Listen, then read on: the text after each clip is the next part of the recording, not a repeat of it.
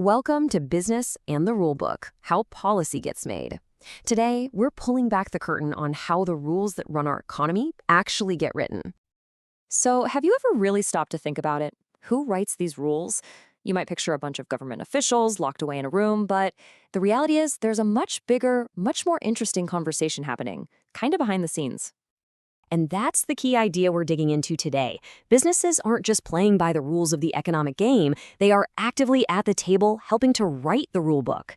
So the big question is, how on earth do they do it? Okay, let's start with the basics. Section 1, the unseen partnership. Before we get into the how, we've got to understand the why. Why do businesses get so involved in making policy in the first place? What's the motivation here?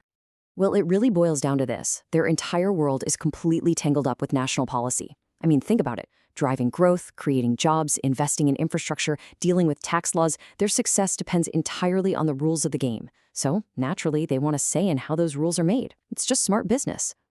Right. So, we get the why. They have every reason to be involved. But what about the how? What are the actual tools they use to make sure their voices are heard by the people in charge? The main vehicle for this is the interest group. You see, instead of just one company trying to make a case, they band together. They form these groups to represent an entire industry. It's like the difference between one person shouting and a whole stadium roaring. It gives them a much, much louder voice. And these groups have a pretty clear game plan. It's a three-pronged approach, really. They lobby, which is that direct advocacy we think of. They do a ton of research, giving governments the data they need. And, critically, they campaign to get the public on their side, building support from the ground up. Now, let's zoom in on that first one, lobbying. We hear that word all the time. At its core, it's really simple. It's just the act of trying to influence decisions made by the government. But, it's not always the shady, backroom deal stuff you see in movies.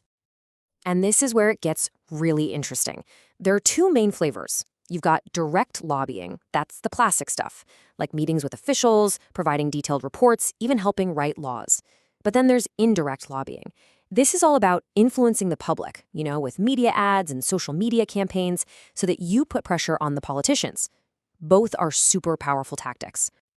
Okay, that's the theory. But what does this stuff actually look like when the rubber hits the road? Let's jump into a few real-world case studies to see these tools in action.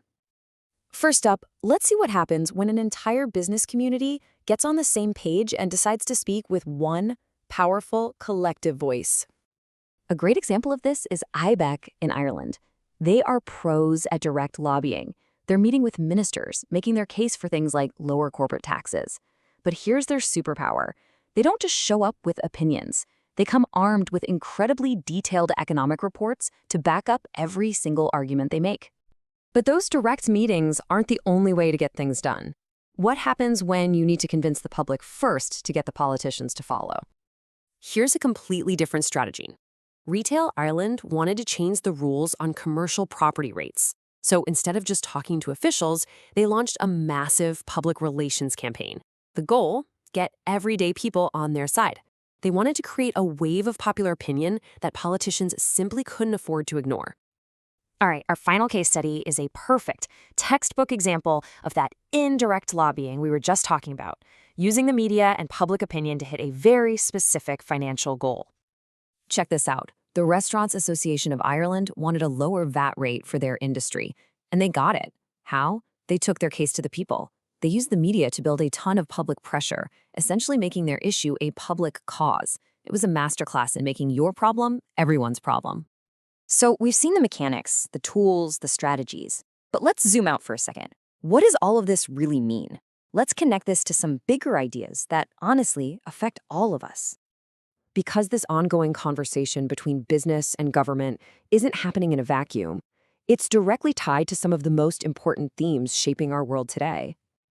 To be good at this, it's not just about politics. It's about applying core business skills on a massive scale. You need razor-sharp financial literacy to calculate a policy's real impact.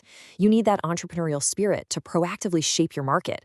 And today, it's all tied up in digital transformation and the massive push for ethics and sustainability. It's business strategy, but for a whole country. So if you take away just one thing, let it be this. The rules of our economy don't just magically appear. Businesses, working in very organized and strategic ways, are some of the key architects drawing up the blueprints. And that, of course, leaves us with one final, very big question to think about. If business is helping to write the rule book, how do we make sure that the game is fair for everyone else who has to play it? It's a question definitely worth pondering.